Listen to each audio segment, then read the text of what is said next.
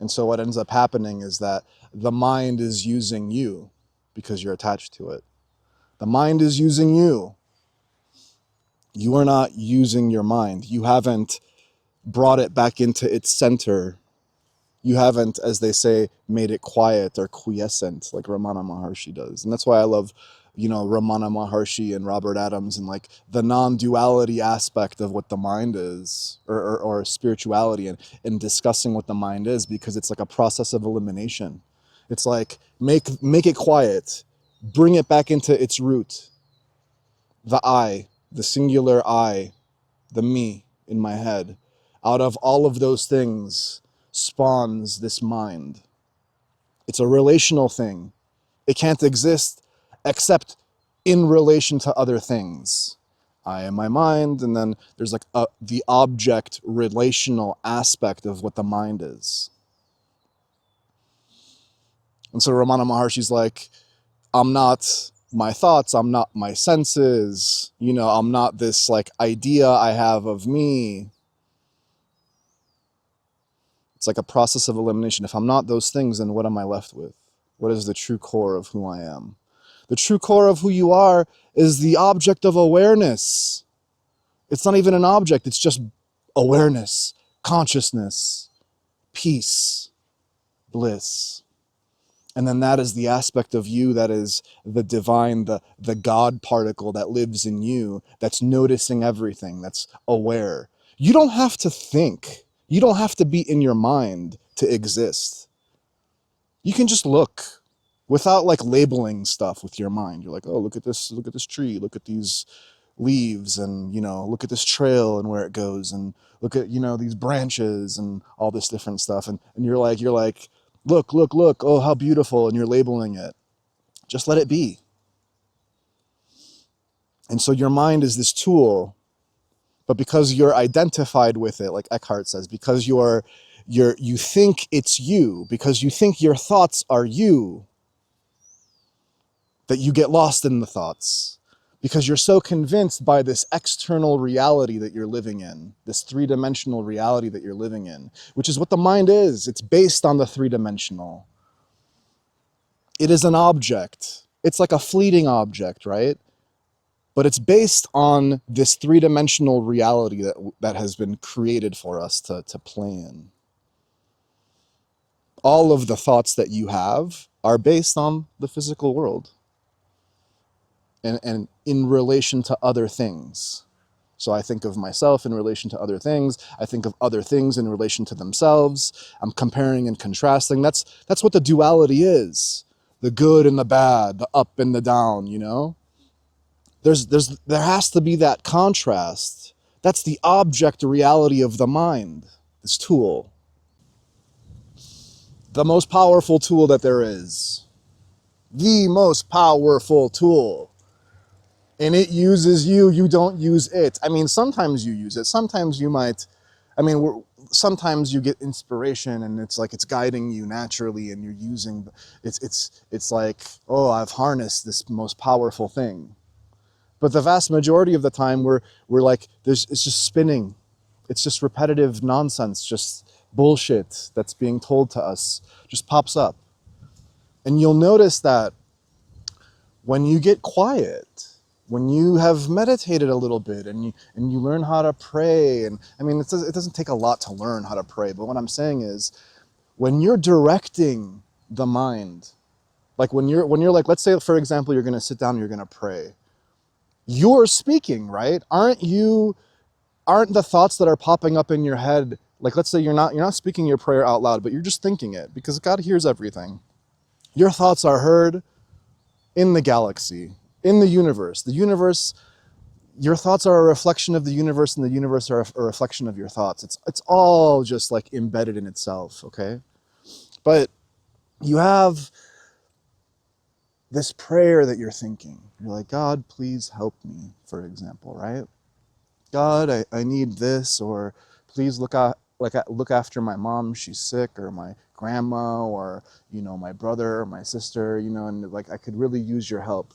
When you're in that place and you're thinking those thoughts and it's a prayer, it isn't like this repetitive void nonsense that just like, cycles on repeat and is just like this loop. It's you harnessing your mind in that moment. But why don't you do that all the time? Why can't you carry that intentionality out with your mind? Right?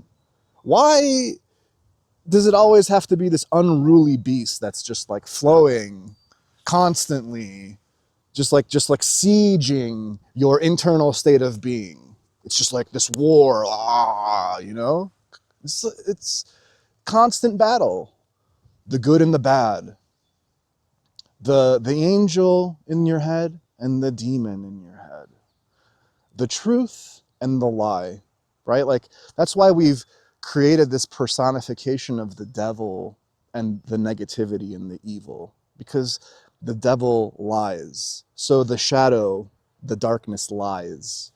And then if you eliminate the lie, if you identify it and you look at it and you don't start buying into it, because you're giving yourself to that lie if you keep listening to it and thinking that it's you keep giving yourself into it. If you eliminate that, what you're left with is the true aspect of yourself, the truth, the good that you align yourself with. What you have to understand is your mind is like, we've turned it into, through like the conditioning, through us living our lives and learning and building up a vocabulary and building up language and maybe multiple languages and information and experiences, right? We're storing stuff in our head, and then this memory comes current, and then out of that knowledge, experience, wisdom, memory, we create in the current reality. And that's why when you're a kid, you don't have the frame of reference to create. You keep growing and growing and growing, and then that's why wisdom comes supposedly when you're older, because you've experienced enough, you've seen enough, and now you're creating out of a wealth of abundant experience, hopefully. Maybe you've learned a thing or two, okay? But your mind is this, it's like it's easy to think of it for me as like this onion, right? Multi-layered onion, and the different layers of the onion are the different aspects of who you are. You're your job. You think you're your job, right? You're like, who am I in the world? I carry myself in the world as this career, right? This job that I have, and I derive my sense of self from this job. That's who I am.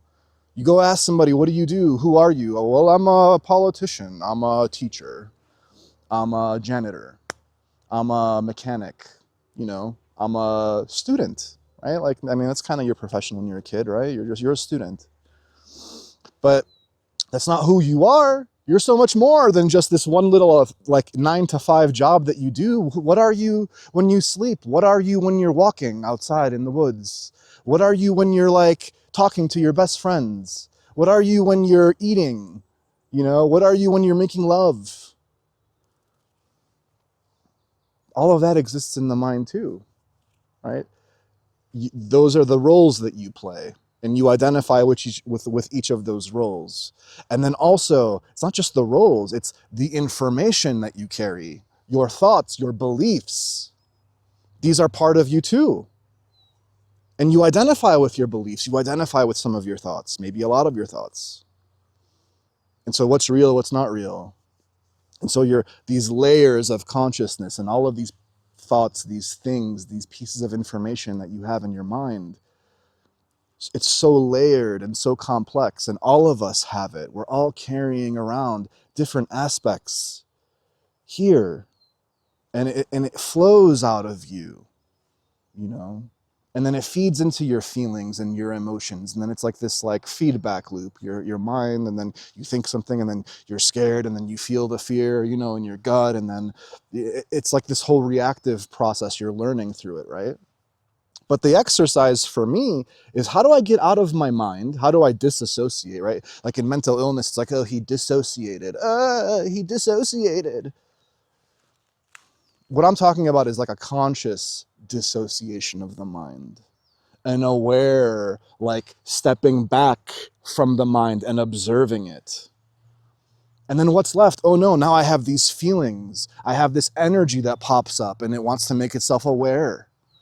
In me, it's flowing through me, in my toes, up through my legs, into my like lower body, up through my like you know the abdomen and my arms and like my head and my neck and everything. It's just like this energy flowing up and down.